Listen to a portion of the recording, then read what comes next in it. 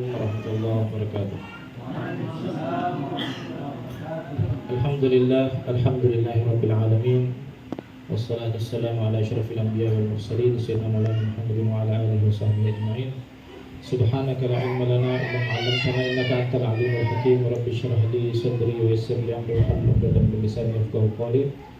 Allahumma shalli wa sallim ala sayyidina Muhammadin al-fatih lima ughliqa wal khatim lima sabaq nasiril haqq bil haqq wal hadi ila siratal mustaqim wa ala alihi washabbihi wa qadrihi miqdarihil 'azim. Amma ba'd. Alhamdulillah, puji syukur kita panjatkan kehadirat Allah Subhanahu wa taala karena pada malam ini kita berada di dalam momentum yang luar biasa di pembukaan majelis kita, kemudian sekaligus acara halal bihalal. Semoga ini menjadi pertanda awal yang baik bagi kita semuanya untuk memulai bulan Syawal ini dengan amal-amal soleh, dengan majelis ilmu, sampai kita nanti bertemu bulan Ramadan yang berikutnya, insyaallah panjang umur, amin ya rabbal alamin. Yang kedua, salawat serta salam senantiasa tercurahkan kepada junjungan baginda Nabi Muhammad SAW, yang mana salawat kepada Nabi itu bukan kepentingan Nabi. Salawat kepada Rasulullah bukan keperluannya Nabi, tapi keperluannya kita yang membaca. Karena sekali lagi kita membaca salawat kepada Nabi itu ibarat kita menuang di dalam gelas yang sudah penuh dengan air. Jadi Nabi tahu rapal lebai gelas penuh miwai dia. Apa yang terjadi mau mutol lewe wai lalang lawas sih akan tumpah luber itu airnya. Dan Anda juga ikutan basah. Begitu juga ketika kita membaca salawat kepada Nabi SAW bukan berarti kita mendoakan Nabi untuk selamat. Nabi ini sudah selamat. Allah sendiri sudah bersalawat kepada Nabi, kan Nabi dia sudah cukup. Tapi ketika kita bersalawat kepada Nabi, itu salawat sampai kepada Nabi, disentuh oleh ruhnya Nabi dan kembali kepada kita menjadi keberkatan dan kebaikan. Mimbali doa lawet ada doa. Jadi orang yang paling banyak salawatnya kepada Nabi adalah orang yang paling banyak membangun koneksi dengan Rasulullah SAW. Kan ini salawat, berikanlah salawat, doa keselamatan, keberkatan kepada Nabi. Allahumma sholli wa sallim wa barik. Kenapa kita kalau ada orang bertanya apa yang didoakan yang Nabi tak? Kenapa kita mendoakan Nabi selamat, didoakan Nabi semoga diberi Nabi tak barakah dan diciptakan dia. Innahu nurun muhda, dikatakan Nabi itu adalah cahaya yang menjadi hadiah bagi kita semuanya. Itu tadi, karena itu salawat kita kepada Nabi kembali. Jadi semua salawat yang kita baca tadi dari awal itu sampai kepada Rasulullah dan kembali lagi kepada kita. Semakin banyak kita baca salawat, makanya dikatakan orang yang paling banyak salawatnya kepada Nabi SAW adalah orang yang paling dikenal oleh Nabi.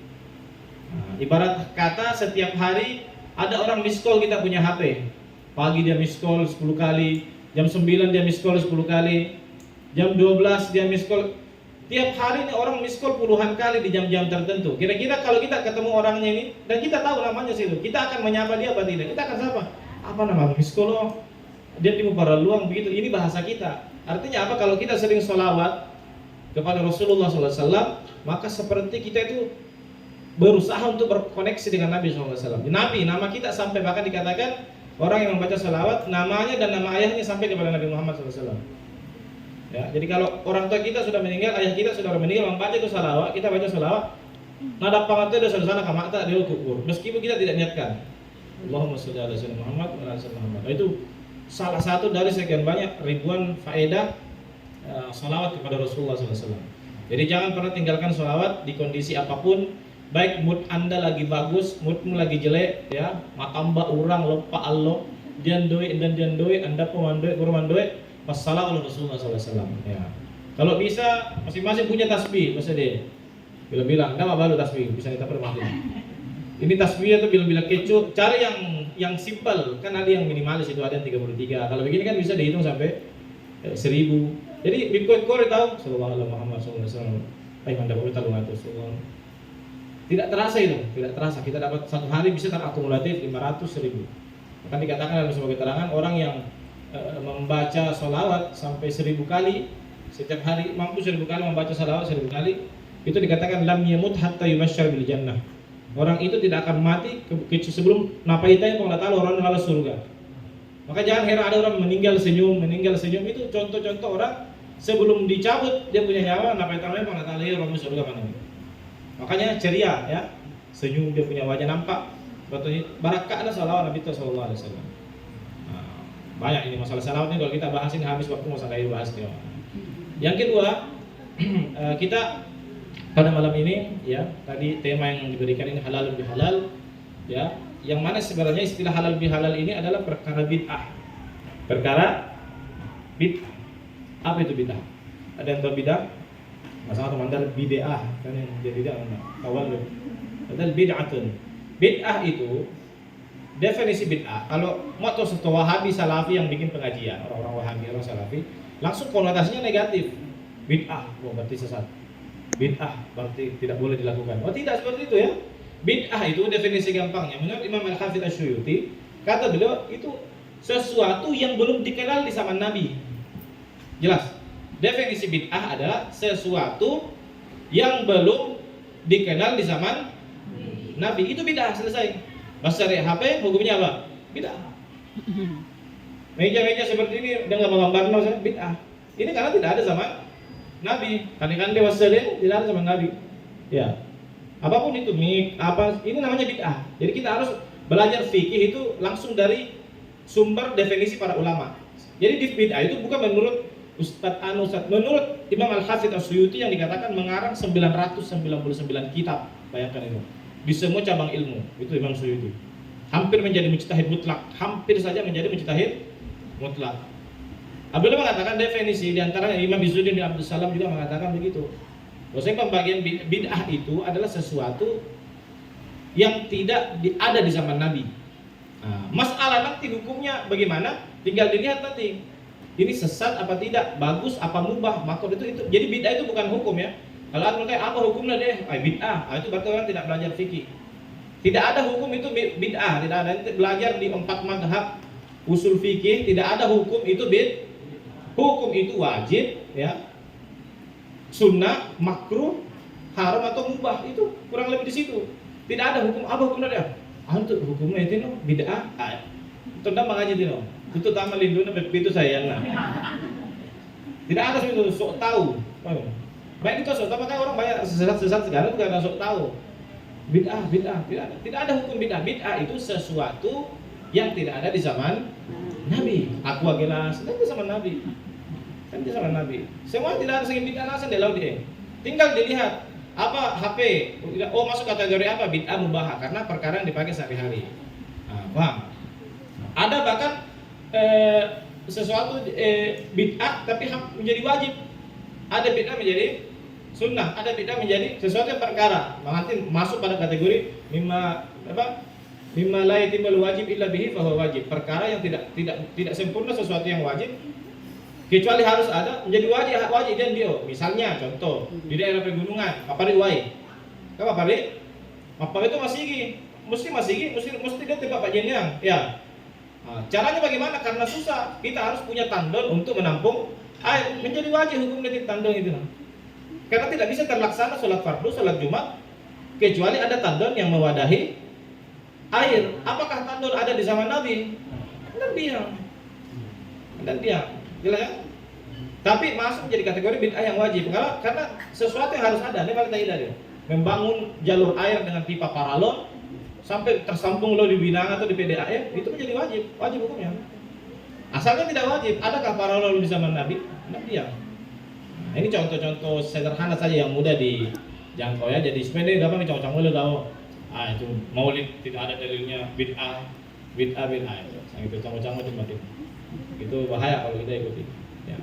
Pentingnya belajar. Makanya alhamdulillah kita ada majelis ilmu. Makanya saya mau membahas sedikit juga masalah ilmu sebentar. Jadi halal bihalal itu sebuah tradisi yang dibuat oleh para kiai-kiai, para ulama itu untuk itu tadi pertama silaturahim, menyambung silaturahim, saling memaafkan dan lain sebagainya, saling melepaskan hal-hal yang menjadi sekat itu tadi, menjadi sekat yang menghalangi kita sampai kepada Allah Subhanahu wa taala.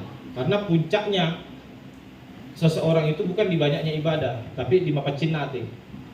Ya, bukan yang berarti dia duduk di depan sini Ustaz Habib berarti ditanya surga, belum tentu. Cara buat yang lewat tama. Mulam di maloto lindo sambayang, ya. Tapi cara buat atemu, Anda punya hati kotor, menganggap diri lebih mulia, meremehkan orang. Apalagi kita lihat di media sekarang, jelasnya mencaci maki ulama. Orang dulu itu, ya banyak menjadi ulama karena orang tuanya menghormati ulama. Contohnya Imam Ghazali. Imam Ghazali itu bapaknya itu bukan ulama, bukan orang alim. Ya, ada riwayat mengatakan pedagang, ada mengatakan tukang celup kain. Kalau sekarang sini one text itu. Karena zaman dulu susah kain berwarna itu susah. Dulu kain itu cuma polos warna putih. Jadi ada jasa khusus kalau mau mewarnai kain, ada orang, ini kainnya kasih warna biru. Nanti dia mencelup. Nah, jadi bikin warna biru murah ini menjadi baju. Nah, itu pekerjaannya beliau Al-Ghazal, makanya dia Al-Ghazal itu tukang celup kain. Jadi dalam satu keterangan. Abahnya Imam Ghazali itu bukan ulama, tapi setiap ada ulama lewat terbesit dalam hatinya, ya Allah payah ada ulama kori anak wasalan dan guru gitu. Nanti kalau ada ulama dekat dibawa anaknya minta doa apa? Doakan kori anak dia yang guru sama jadi. Itu kerjaannya bapaknya Imam Ghazali. Akhirnya anaknya menjadi ulama. Ya. Berkat diawali karena cinta kepada ulama. Sekarang kita lihat di medsos ulama, ya Allah dicaci maki, dibilang PKI, dibilang Anda tuh poro-poro dia mau enak ulama, apa mau menjadi ulama, menjadi setan nasab itu. Nah, jadi pasti begitu. Kita ini yang bukan ulama, minimal kita cinta sama ulama, ya. Minimal cinta kepada ulama tidak akan pernah putus. Bahkan di zaman Imam Hasan Al-Basri, ya, Imam Hasan Al-Basri seorang tabi'in. Imam Hasan Basri berkunjung di salah satu kota di Baghdad, dusun di Baghdad. Baghdad itu sudah kota, ada dusun. Tiba-tiba dari kejauhan Imam Hasan Al-Basri melihat apa? Melihat cahaya terpancar ke langit, mawaya dari. Dia yakin ini pasti rumahnya orang soleh, rumahnya wali. Nasab dia wena dia. Dicari, ketemu itu rumah lain. Sangka usah Imam Hasan Al-Basri dari Pak Wali ini Allah Taala. Dia melihat di situ cahaya memancar ke langit. Akhirnya kata-kata nih. Assalamualaikum warahmatullahi wabarakatuh. Mau Imam Hasan Al-Basri, iya boyana nang guru. Rumahnya ulama di sini. Enggak, bukan. Kami ini keluarga pedagang, Pak Baru. Nah, ini malah mesti boyana nang guru dia. Tidak ada. Atau kanekmu mungkin, kabakmu nang guru, kanekmu di nang guru mungkin antum ada kakek-kakekmu ulama, syekh, ada.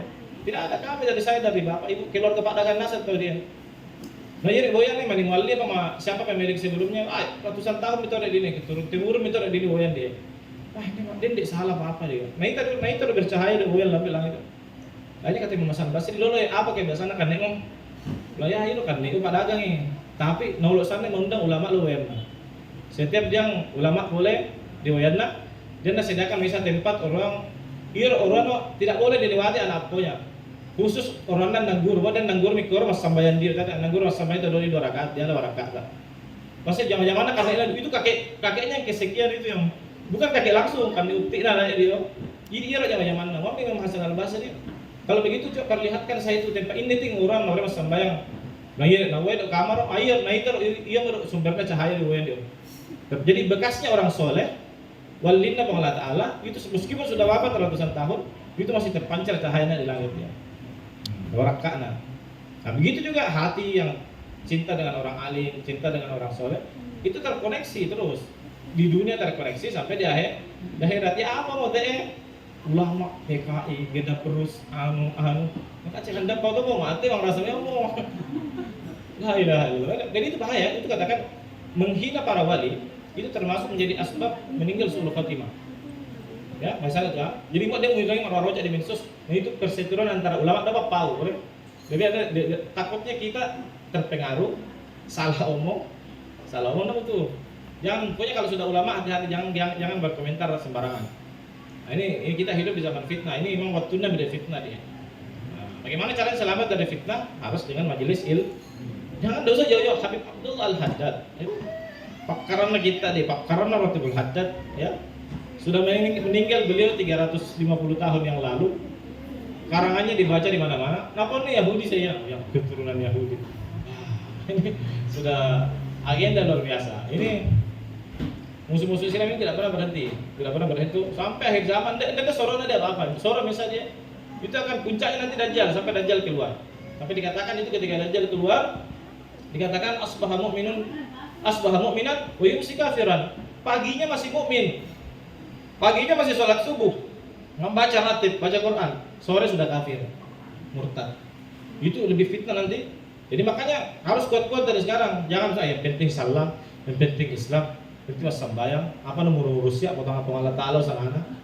Ini sombong, batarul haq, menolak kebenaran, tidak suka diberi nasihat. Bahaya kalau Dajjal sudah keluar, Ini tidak menunggu saya Dajjal, sudah banyak orang salah-salahan sekarang. Ya, Dajjal itu kalau sudah keluar, Anda akan melihat yang salah itu benar, yang benar itu salah. Bahkan puncaknya nanti dikatakan di dalam sebuah riwayat, ketika Dajjal sudah datang, ya, semoga kita tidak ketemu, ya. Itu nanti dia akan membangkitkan semua keluarga kita yang sudah meninggal di kubur. Wah, rakyat-rakyat ada film zombie. Bisunnasan dia karena di kubur, ya. Lamba ya, anggap contohnya ada contoh. Orang kan itu film zombie, Walking Dead, itu. Atau World War Z, atau film yang saya rekomendasikan dia. Bagus filmnya. Dan sebenarnya pertama sih coba masa saya mulai ini kota ini contoh di film sama. Dibangkitkan itu jenazah itu sama Dajjal. Kemudian itu nanti jenazah, bukan jenazah, kamar hari tapi itu jin, itu setan, antek-antek itu bukan keluarga kita sudah meninggal dikubur di alam barzakh. Hanya membuat kamuflase seperti itu dengan mimik wajahnya yang kita kenal. Kamu tuh kan dia berselip di lambana kamu ya. Kindo le apa no to mawemno. Oh ana yauri lala nak kubur wisam witanasam milau kebenaran. Ternyata Allah Taala tanya buang. Ternyata Rasulullah itu tanya Nabi. Kalau Rasulullah kan selama ini, iya tidak buangnya, lalu aja. Makanya no kafir, siapa murtad? Auto bilamin.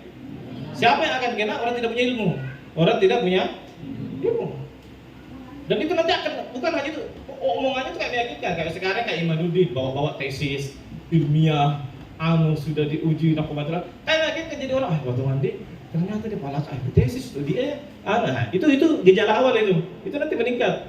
Pengaruh Dajjal lebih hebat. Memang dalam riwayat sebutkan sebelum Dajjal keluar akan keluar Dajjal kecil. Artinya apa? Orang-orang yang membuat fitnah luar biasa dengan hal-hal yang nampak meyakinkan. Seperti ini masa ulama tak canggonasan dulu. Masa Ki Hasyim Asy'ari salah, masa kiai-kiai kita yang besar salah terus orang yang baru muncul. Ya apalagi makolin dan jelas itu. Itu lengkap sudah. Dan dua makanya apabila kayak aja dua hadir. Tidak usah tunggu Dajjal. Iya rakyat anak guru tak makoli anda kalian makoli. Mereka itu hadir dia. Mereka itu makanya dia. Betul nggak? Betul. Anda pun tuh bisa Dajjal dia. Tidak usah bilang Dajjal pak. Kamu masa ada tuh pecek Dajjal saya. Dah dulu Dajjal. Makoli itu itu mencuy. Marah pengajiannya. Betul nggak? Saya ngomong sama semut. Asyhadu inna kalian makhluk. Lahir dia. Makanya si bos warang. Saya kena buka arena dia tahu. Baik itu hadir, banyak hadir. Secara akal sehat tidak ada orang hadir. Aku mau kasih marah. Oh marah tuh hadir loh. Itu contoh itu. Jadi waspada. Bagaimana sekali lagi membentengi diri dari kesesatan dengan ilmu. Makanya bersyukur kita ada majelis seperti ini, majelis al-mujahadah, majelis ilmu, ada mingguan, ada kegiatan bulanan, ada khusus tuaine, fiqhun nisa, ada khusus anak muda. Terus kadang itu harus diapresiasi dan jangan biarkan beliau jalan sendiri. Harus antum juga bantu. Bagaimana cara mengembangkan ini majelis? Membantu tidak harus dengan duit, tidak. Ide pengembangan, negosiasi. Kalau antum punya pengaruh di desa antum, pengaruh Pak Kapung jelaskan. Ngapain mana tuh pengajian ini? Kaputa bisa sebulan masalah ngaji ini dibahas masalah istinja masalah Marondan dia besok saya pengajian di Majene. Masalah fikih sholat itu masih berkelanjut dari Ramadan. Karena memang fikih sholat itu salah satu materi yang urgen dijelaskan, masalah sembahyang, masalah manje karena dasar Nah, itu mengembangkan ilmu. Karena semua akan terselesaikan dengan ilmu, baik itu masalah fikih, baik itu masalah akidah, baik itu masalah hal-hal yang lain. Jadi jadikan majelis ilmu itu sebagai hobi. Senang. Berapa pengajian dia harus karena kita selamat dengan ilmu. Bahkan dikatakan al ulama yuhtaju hatta fil jannah. Kira ulama anang gurunya bukan hanya di dunia diperlukan. Ini apa hukumnya anang guru? Ini apa tuh mesti anun nari anang guru itu bukan cuma terjadi, bahkan sampai di surga kata para ulama al ulama yuhtaju hatta fil jannah. Di dalam surga pun ulama-ulama pun masih dibutuhkan pendapatnya. Maksudnya bagaimana? Jadi ini orang-orang awam yang masuk surga tadi, yang tanya ulama dia. Waktu dia mengumumkan itu Allah Taala, piraunya apa beliau buat pirau? Kan dia lalan di surga dia, apa yang kita mau? Tapi Allah Taala. Itu kadang orang-orang yang masuk yang tanpa ilmu, yang dulu mungkin dia tidak pengetahuan, hanya baik dia amal ibadah, dia bingung apa dia? Itu tidak bela ulama, syekh, nang guru apa dia merasa di pirau surga? Apa dia malah? Itu dia bela ulama, Anda malah secara ulama. Hebatnya itu ilmu dia. Jadi ilmu itu luar biasa dibutuhkan, ya. Bahkan beberapa para aulia ussalihin para wali-wali. Nah, hanya ini cerita dia makanya di saya orang-orang di luar semua jamaah itu tetap mengajarkan murid-muridnya meskipun dari alam barzakh via Zoom, materi dan guru masih bisa mengajar murid-muridnya. Ya, masih bisa mengajar murid-muridnya. Jadi mau dia muridnya dia membaca kita dia tidak paham apa betul dari apa. Mangin apa main nang guru nah. Boleh nang guru baru bahasa cara dia, bahasa dia bahasanya. Maruf mungkin sebelum. Itu banyak orang-orang yang saya kenal seperti itu. Jadi kenapa itu tadi pentingnya koneksi dengan guru karena hubungan kita dengan guru itu tidak pernah putus sampai di akhirat. Ya. Beda tuh sekolah umum tahu SMP, SMA, SMA. Mau lulus itu perlu bilos dia, geri dan alam. Udah baru beda gurumu. Berbeda dengan majelis ilmu di pesantren dengan kiai kita. Itu hubungan kita terhubung sampai di akhirat. Karena namanya guru, orang alim, orang soleh. Udah tampil lebih tamu surga sebelum kita manasa murid-muridnya. Makanya penting kita punya guru. Makanya dikatakan man mata walam yalqa wahidan min awliya ya mata wa huwa mutalabbisun bid-dunub atau kama qala. Sebutkan sebagai keterangan ini itu mati, siapa orang mati dalam keadaan tidak pernah bertemu wali. Suka tuona ndaro sita wali, tidak pernah ketemu ulama. Sangka apa lamba naita sita artis lan dulu boy bojes anelia lamba mana foto-foto jola. Amomela Romai Rama lamba. Sangka artis panor foto sangin artis hasan dia. Anda lihat foto selo ulama. Saya tidak suruh Anda foto-foto ya, ini contoh saja. Maksudnya melok itu dia sita ulama. Maka dikatakan orang yang tidak pernah seumur hidupnya tidak pernah ketemu wali, mata wa huwa mutalabbisun bid-dunub. Orang itu akan meninggal dalam balutan dosa tanpa dia sadar. Karena dia merasa sudah beribadah, merasa sudah beristighfar, ternyata satu jengkal pun dari atas kepalanya Anda tiap sambayana. Nasang ulama dia. Sambayana dia tapi Anda sambayana. Majene Anda sajene.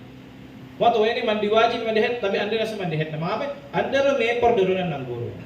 Tidak pernah belajar dengar fikih nisa bagaimana perempuan sih kalau head, kalau suci bagaimana, nifas bagaimana. Dan hanya dia cuma ikut-ikutan saja, yang penting mandoe, yang penting base lah tetap dalam posisi hadas besar. Kalau laki-laki dia tidak tahu mandi junub, dia tidak tahu kalau mandi junub dia basah di pala kecalanan ya, nah basah di celana harus meratakan air, harus apa hal-hal yang membatalkan dan sebagainya. Nah itu penting kita dekat dengan para ulama dengan majelis ilmu seperti ini satu kebaikan bagi kita. Dan di atas itu barakana Habib Abdullah Haddad yang sengaja sebab kita bersatu maaf semua kita mendapatkan barakana beliau. Ya kita berharap di punya akhir zaman ini kita perlu mempertinggi husnudzon kepada para aulia dan semata barakah mengurapkan pokoknya tidak barakah wala barakah. Bayro barakah sesuatu yang tidak dirasa saat ini tapi manini Pak. Zahara atharuhu ba'dahin dikatakan oleh Abdul Qadir bin Ahmad Segar. Yang namanya berkat itu karena itu barakah, baca wajah itu taluk dalam saya. Kalau apa yang itu berkat, karena barakah. Berkat itu kita rasakan setelah masa yang panjang. Tidak langsung dia langsung diikat dia. Barakah, ngapain? Ditambah doa di kantong, nanti ada masa itu. Berkah itu kita selalu diarahkan pada keadaan-keadaan yang baik. Mamelo itu cilakan dan boyari, melo itu hancur dan boyari selalu sampai nanti di akhir umur. Itu penting. Kita mengambil barakah yang ada terkait tentang ilmu sengaja buat kita semoga kita mendapatkan keberkahan beliau. Wa yang nangguruta wa qala al-mu'allif rahimallahu ta'ala nafa'ana Allah bihi fid dharain amin. Yang nangguruta wa'lam ketahuilah anna man 'abadallaha ini tahu menyembah kepada Allah ya beribadah kepada Allah bi ghairi ilmin tanpa didasari dengan ilmu maka apa efeknya? Rasanya nangguruta kana ad-dararu al-'aidu 'alaihi bisababi ibadatihi aktsara minan naf'i al-hasil lahu biha. Dia beribadah tapi lebih banyak mudarat dia dapat daripada manfaat. Makanya dikatakan wakam. Ini kalau dalam Alfiyah Ibnu Malik ini litaktsir. Wakam dan berapa banyak min abidin pada orang yang ahli ibadah ya. At'aba nafsahu, dia sudah mencapai-capaikan diri nama tanggal sembahyang, tanggal mengaji, puasa. Fil ibadah at'aba nafsahu bil ibadati wa huwa ma'a dzalika musirrun ala maksiatin. Yara annaha ta'ah atau annaha ghairu maksiatin. Jadi dia rajin beribadah, tapi di sisi yang lain dia melaksanakan satu maksiat secara kontinu yang dia anggap itu bukan maksiat. Bukan maksiat. Apakah terjadi? Banyak terjadi di masyarakat begini. Contoh, dia terrajin sembahyang sama sigi. Bagus ya. Rajin ke masjid, salat berjamaah tiap hari. Karena dia tahu, tapi di sisi lain dia tidak tahu, dia tidak ada ilmu bahwa bersalaman dengan perempuan yang bukan mahram itu tidak boleh. Akhirnya apa? Setiap sudah sholat, nanti ketemu ibu-ibu di jalan, Assalamualaikum Ustaz, bagaimana kabarnya? Salaman sama ibu-ibu tadi yang berjamaah di belakang. Padahal bukan mahram, ya bukan mahram. Banyak terjadi begitu. Salaman dengan sepupu, minal aidin wal faizin, lahir batin. Tidak boleh. Tapi kan salam-salaman, maaf-maafan, iya betul, maaf-maafan, tapi dah sudah nunggu apa? Karena tidak boleh laki dan perempuan yang bukan mahram salaman, tidak boleh. Jelas sampai di sini? Contoh lagi, ini banyak terjadi bulan Ramadan ini. Bukber, rame, buka bersama. Itu tolong mau bukber. Ayo kapan kita bukber? Meskipun sekedar wacana tidak jadi. Ini Mas tadi, dia Mas tadi sudah wacana dan jadi tangannya tidak boleh. Ketimbang. Betul-betul wacana. Ya. Jadi banyak acara bukber. Efeknya apa? Anda sampai menghari. Tidak sholat maghrib. Terjadi apa tidak? Oh banyak sekali terjadi. Apa pokok velocity? Kira pokok sapa. Lampi Isa Anda sampai menghari. Dah haula sirap pakarokok nih, Nah ya temuan masuk kok dia, itu dia saja. Kandat kok saja. Nah itu saja, kalau tidak bukber tapi acaranya bagus, buka bersama kan, memberi makan orang, manfaat shaiman, orang yang memberikan makanan orang berpuasa itu dapat pahala sama, bagus, kita traktir teman-teman, bagus. Kita bahkan dianjurkan, bahkan dalam kitab An-Nasai ini dikatakan dianjurkan kita memberi makan orang berpuasa meskipun satu orang dalam puasa. Dapat kikir lebak, kikir galang, kan? Bahkan dikatakan walau tamroh, meskipun satu korma dianjurkan itu memberikan makan kepada orang berpuasa. Bagus kita adakan agenda buka bersama, tapi tolong kalau bikin buka bersama, apa yang ada tuh, pambo cipoa, kemuane, pambo lipa, sedio, apa soko, sampura, pura mas sama mangari mak velocity bo, ya, jelas? Iya apa dia? Jadi mutong mana bisa enggak tuh wisu dia, malam biar, ya, baik dong, jelas di sini ya. Tidak boleh ya, jadi ini karena dianggap biasa seperti itu. Belum kebayangkan bulan puasa tidak sholat dengan alasan buka bersama. Nah, masih banyak hal-hal. Itu juga masalah pas sapi doi diberi batat tanah itu, sering saya bahas itu. Itu hukumnya riba, tidak boleh. Ya, apa yang tidak boleh memberi doi? Oh tidak, makanya penting belajar fikih. Tidak boleh menukar uang dengan uang tapi fadil berlebih. Kalau menukar uang 100.000 ditukar dengan pecahan 10.000 10 lembar, sudah sah. Jelas sampai sini? Itu boleh. 100.000 rupiah satu lembar ditukar dengan 10.000 10 lembar. Itu tidak riba. Tapi masalahnya kan yang terjadi di lapangan itu nilainya bertambah. Ya, bertambah itu Mesa juta menjadi 1.100.000 atau 1.050.000. Tidak boleh seperti itu dengan alasan mazhab. Itu namanya sudah riba. Jelas sampai di sini? Padahal itu gampang sekali. Kalau kita mengerti ilmu fikih itu triknya cuma diakad saja. Kalau orang belajar fikih, makanya penting belajar. Bukan langsung mengambil konklusi kesimpulan, apa namanya teman mazhabi doi. Nah, itu guru dulu. Caranya bawa itu uang 1 juta.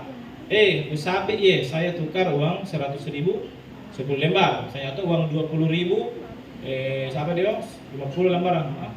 Berapa? Ya, 20.000 100. Berarti kali 10 50 berarti bisa juta. Kalau 1 juta 50 lembar uang 20. Sapi dulu dia. Setelah diakad saya tukar ya. Wale 20.000 50 lembar, biar bisa juta. Selesai akad tukar. Jadi pas bumi doi terserah. Iya 50.000. Terima kasih banyak hadiah. Itu baru sama uang nominalnya sama yang tertukar 1.050.000, tapi beda hukum karena cuma beda akad. Ya, jelas atau tidak? Itu fikih, makanya penting lo fikih. Seperti tidak usah jauh-jauh. Anak perempuannya orang maling melonggo, ini malah tidak boleh. Tapi dengan akad menjadi maling melonggo. Saya terima nikah dan kawinnya. Itu semua karena akad. Itu ilmu fikih itu. Jadi tadi yang haram itu kalau diperbaiki akadnya, dirapikan menjadi boleh. Meskipun bentuknya sama-sama tetap terjadi transaksi 1 juta dan 1.050.000. Bedanya di ilmu fikih. Ada orang pasti lupa nawas tadi, tapi tidak niat. Dia tidak berniat. Apakah dianggap wudu? Tidak, meskipun bahasa rasa lalawena tidak. Tapi kalau dia niat nawaitu dulu lirafil hadati rasulullah sallallahu alaihi menjadi dalam keadaan suci. Karena itu tadi ada niat di situ. Masalah melafatkan itu sunnah. Jadi penting sekali belajar itu ilmu ya. Ini mempengaruhi kita di dalam ibadah. Ini dikatakan oleh Abdul Al-Haddad. Jadi banyak orang beribadah tapi justru efek yang kembali ke dalam dirinya adalah lebih banyak mudaratnya daripada manfaatnya. Bahkan saya sudah pernah saya bahas, ada orang berangkat haji. Haji ini sekarang luar biasa ya, mahal dan bertahun-tahun kita tunggu, jangan sampai meyakir, oh campur duitmu, habis uang, tapi sah haji tidak sah, rugi apa tidak? Rugi. Maka pindah saya sebelum berangkat haji belajar manasik yang betul, dapat itu namanya manasik. Perhatikan, karena terjadi dulu ada orang dia melaksanakan manasik haji, rutinitas haji dari awal, mulai dari tawaf kudum sampai sa'i dan manasik.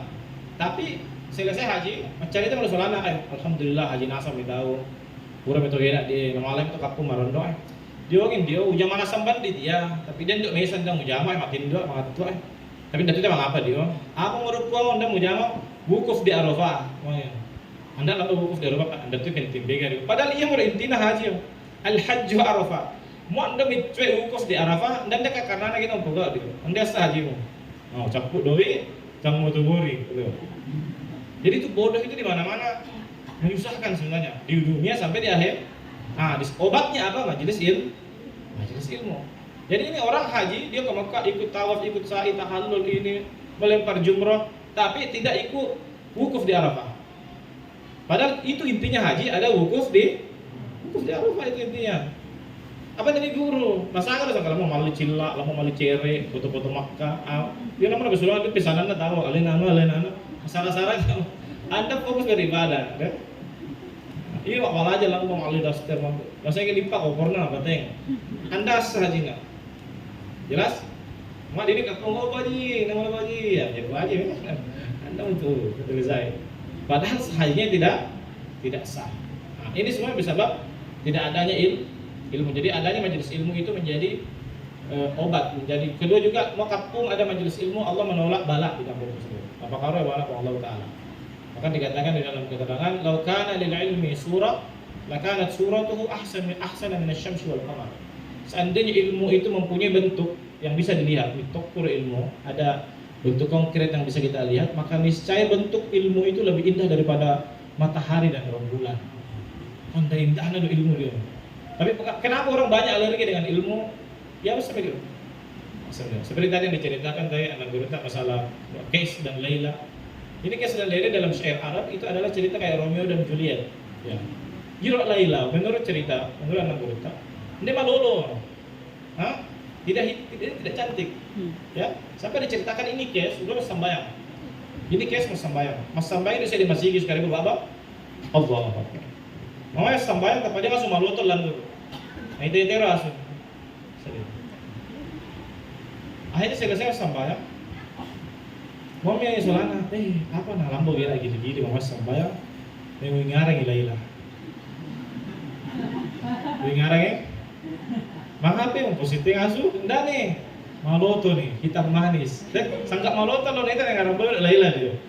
Jadi itu Laila ceritanya itu wanita yang cantik, dia gadis hitam itu, gadis Afrika bahkan dikatakan. Tapi mencuri hatinya seorang Qais. Jadi anda malah mengingat sesuatu yang terkait dengan Laila. Ngarang boy, itu asmaloto. Ngarang, anda itu berbahasa nanti ke Laila hanya. Itu orang cinta itu seperti itu, orang cinta itu sanggak narung lo sare-sarena atau tangalap, ngarang boy harus cinta, masih ada tindak itu cinta seperti itu. Maka jangan bermain-main dengan cinta sama para penyair gitu. Karena orang yang peminum khamar itu akan mabuk tapi akan segera sadar. Tetapi orang yang meminum cinta tidak akan pernah sadar dengan mabuknya. Allahumma shalli ala Muhammad. Terus contoh minta nawang ya. Kapan namanya ada mau elok siala ya, silakan. Setelah itu jangan jatuh cinta. Yo to ini dato lebih harapan. PHB temuane. Sekeras-kerasnya temuane lebih harapan namun contoh itu nawang. Tapi sudah malah gitu bahaya. Apalagi anak pondok kalau liburan itu lagi dia bahasa saya di kampung terus dibalik pondok. Ada sih cuman nih mandolon dosa dia, no, lamut tiana. Ada tuh ini lah. Nah, ini kembali masalah ilmu. Nah, kemudian sebagai closing, mau yang guru tak Habib Abdullah Al-Haddad, ilmu apa sih yang wajib dipelajari? Nah, adalah pertama mau yang guru tak wal ilmu wajibu, ilmu yang wajib itu ala kulli muslimin bagi setiap muslim, huwa adalah an ya'lama wujuba jami'il faraidi allati faradahunallahu alaihi wa tahrima jami'il muharramati allati haramahunallahu alaihi. Minimal disangi hal-hal apa yang wajib dan apa yang haram.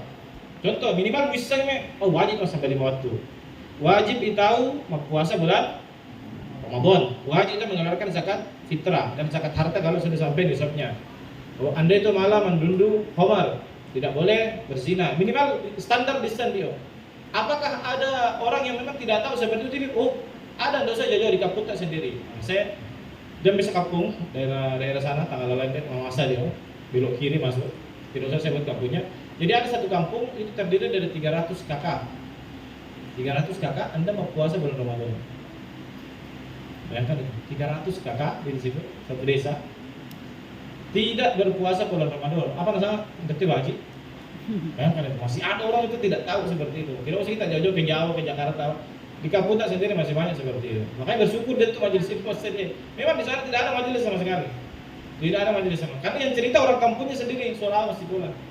Mempira pada malam yang hadir dia asal dari kampung ini. Komen dan dendam satu kampung. Bahkan imam masih ingin Anda mau puasa. Alasannya karena saya pergi cari kayu bakar di hutan. Setiap hari kita ada bahasa itu.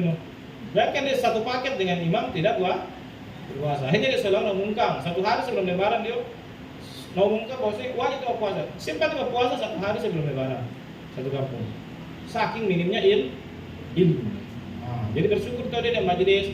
Karena guru tadi ini salah ini Messi, pengajian macam-macam, kadang ada dari Jawa, kadang itu nikmat luar biasa. Ndek pirang pada saat ini dia majelis ilmu nikmatnya seperti ini. Kalau kita berada di daerah yang di situ Bapak Kabah tidak ada majelis ilmu.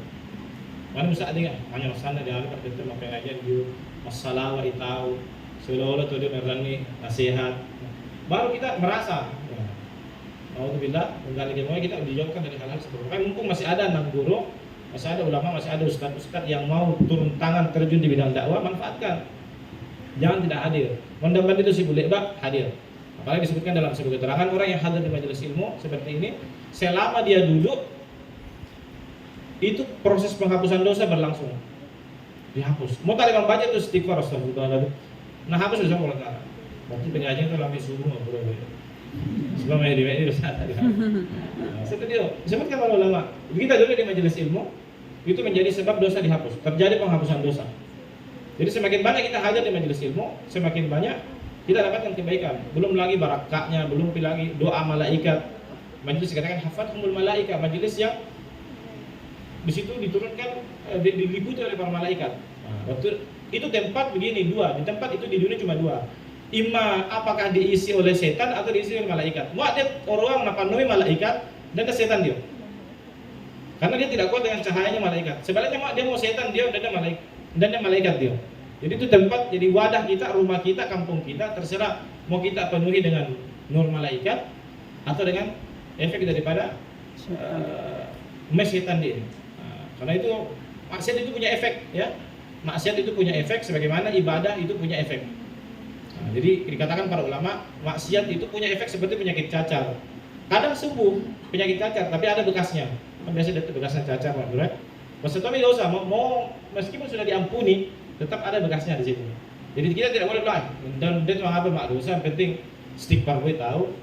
Tidak bisa, karena nanti tetap akan rapat dia tiba-tiba dia orang muda tiba dia cacat dia. Tidak sempurna atau menurut Allah Taala. Karena dosa ini adalah perkara yang membuat kita susah memulai dikubur dalam akhirat. Siapapun dia, habib, kiai, ustadz, anak guru, orang awam, yang paling membahayakan nanti adalah dosa. Makanya lakukan semua hal di dunia ini, hal-hal yang bisa menghabiskan dosa, termasuk menghadiri majelis ilmu. Saya tutup dengan sebuah cerita. Pentingnya kita juga memuliakan majelis ilmu. Ini terkait memuliakan majelis ilmu.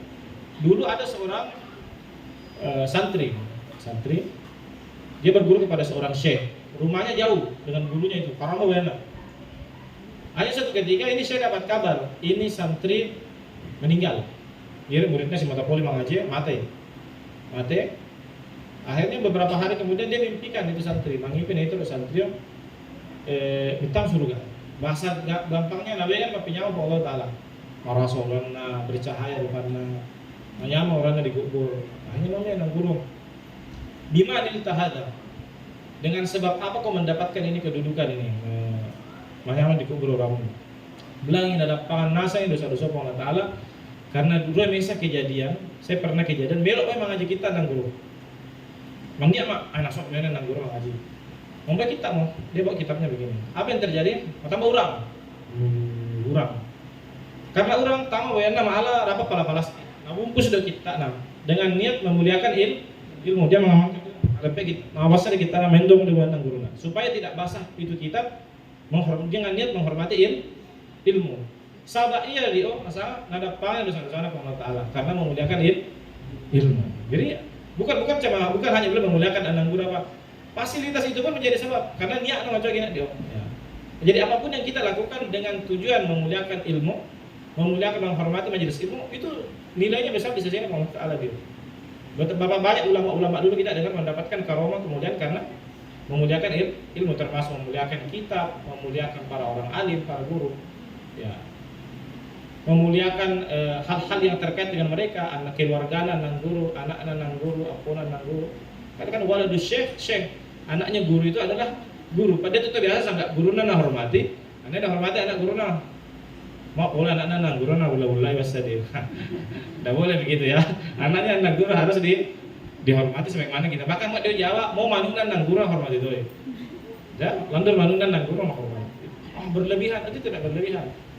Sahabat pun begitu memuliakan Nabi Muhammad SAW. Rasulullah SAW menceritakan dalam riwayat, makanya itu banyak riwayat tentang ciri-ciri fisik Nabi. Itu bukan dari sahabat-sahabat dekat.